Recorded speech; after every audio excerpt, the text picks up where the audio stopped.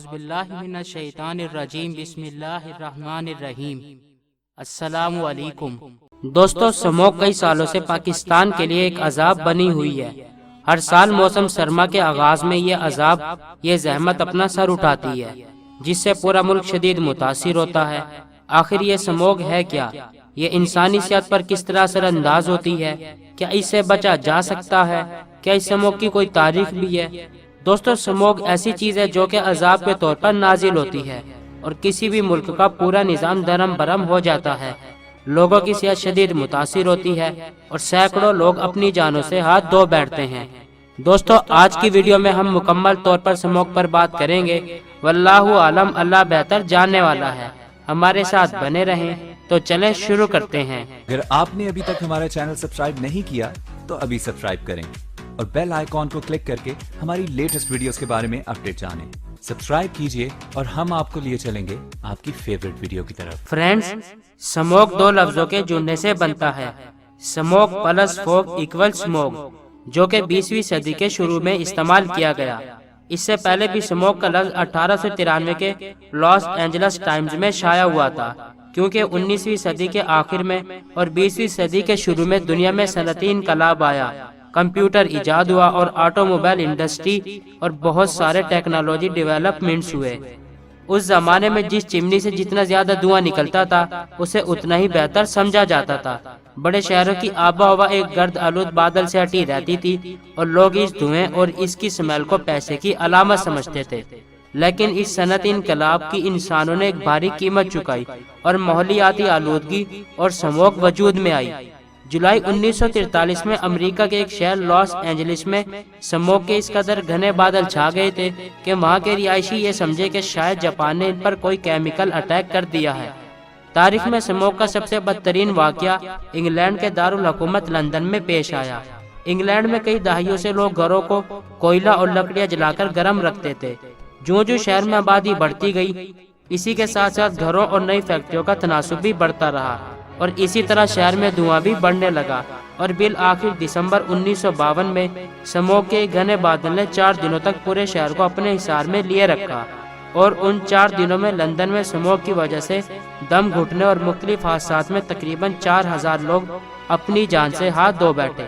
5ویں دن smog تو چھٹ گئی، لیکن آنے والے کئی دنوں اور ہفتوں میں مزید 8000 لوگ اپنی جان گنوا بیٹھے۔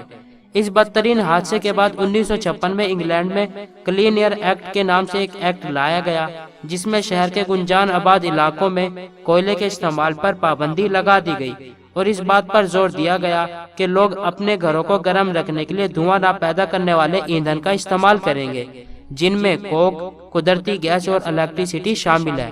اس کے علاوہ لندن میں موجود دھواں پیدا کرنے والی فیکٹریز کو بھی شہر سے باہر منتقل کرنے کا قانون لایا گیا۔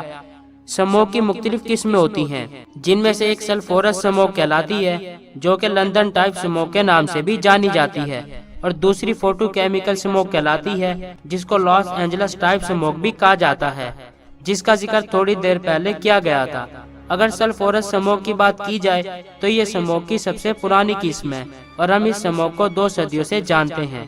اس سموگ کا بننے کے لیے 2 حالتوں کا نام بہت ضروری ہے، جس میں فضا میں نمی یعنی دھند اور رکی ہوئی ہوا اور ٹھنڈا موسم۔ جب یہ حالتیں کسی ایسی جگہ پر اکٹھی ہو جائیں جہاں فضا میں فوسل فیول یا کوئلے کے جلانے سے پیدا ہونے والی آلودگی بہت زیادہ ہو، جس میں سلفر کی مقدار کافی زیادہ ہوتی ہے، تو وہاں یہ سب چیزیں مل کر ایک کیمیکل ری ایکشن بناتی ہیں، جس کے نتیجے میں سلفورس اور سلفیورک ایسڈ ہماری فضا میں پھیل جاتا ہے، اور اسی وجہ سے اس کو سلفیورک سموگ بھی کہتے ہیں۔ اگر فوٹو کیمیکل سموگ کی بات کی جائے تو یہ سموگ جدید دور کی سموگ ہے، اور یہ ایسی جگہوں پر بنتی ہے جہاں انجن سے نکلنے والا کچا دھواں یا گاڑیوں کی تعداد بہت زیادہ ہو۔ گاڑیوں کے دھواں میں ہائیڈرو کاربن اور نائٹروجن کے آکسائڈز کافی مقدار میں موجود ہوتے ہیں۔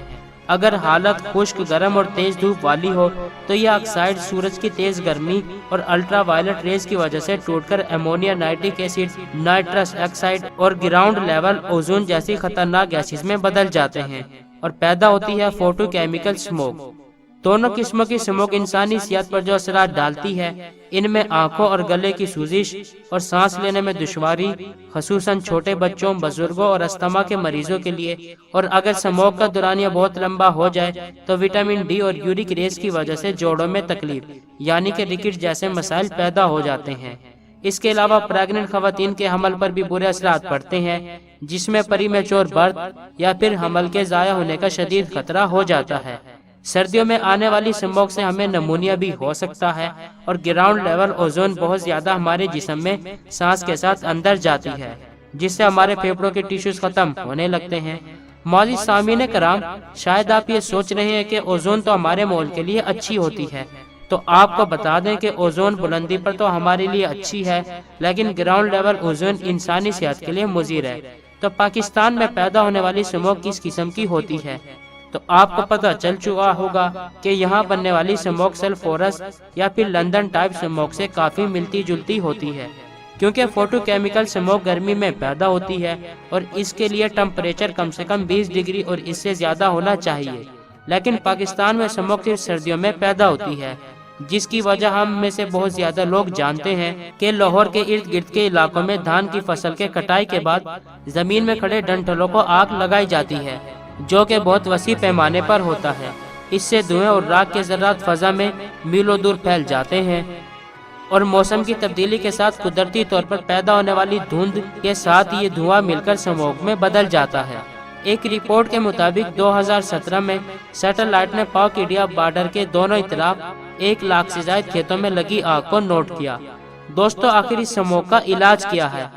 तो हमें खेतों के जलाने की इस अमल को खत्म करना होगा और EPA यानी कि एनवायरमेंटल प्रोटेक्शन एजेंसी के असूलों पर सख्ती से अमल करना होगा, और इसके अलावा कारखानों को इंसानी आबादी से दूर मुंतकिल करना होगा, और सबसे अहम बात के नए शहर आबाद किए जाएं, जैसा कि आप सल्लल्लाहु अलैहि वसल्लम ने फरमाया, जिसका मफहूम है कि शहरों को वुसअत मत दो बल्कि नए शहर आबाद करो। दोस्तों, मैं हूँ आपका होस्ट दोस्त आज़िमुल ज़फ़र और आप देख रहे हैं अज़मी वॉइस। दोस्तों, आज की वीडियो के बारे में आपकी क्या राय है? कमेंट बॉक्स में अपनी राय का इज़हार जरूर कीजिएगा। दोस्तों, इंशाल्लाह अब हम अपनी नेक्स्ट वीडियो तक के लिए नए ख्वाहिशात के साथ आपसे इजाज़त चाहेंगे। खुश रहें, खुशियाँ बांटें, जिएं और जीने दें। अपना और अपने चाहने वालों का ख्याल रखिए। Long live Pakistan, long live पाक आर्मी। अल्लाह हम सबका हामी हो नासिर हो। फी अमान अल्लाह, गुड बाय। दोस्तों, ये वीडियो आपको कैसी लगी, अच्छी या बुरी? अपनी राय का इज़हार कमेंट बॉक्स में जरूर करें, ताकि हमें पता चल सके हम जो मेहनत करके वीडियोस बना रहे हैं आपको पसंद भी आ रही हैं या नहीं। वीडियोस को लाइक, कमेंट या शेयर करने के आपके बिल्कुल भी पैसे नहीं लगेंगे, अलबत्ता हमारी हौसला अफजाई जरूर होगी, और अगर वीडियो में कोई खराबी है तो हम उसको दूर कर पाएंगे। शुक्रिया।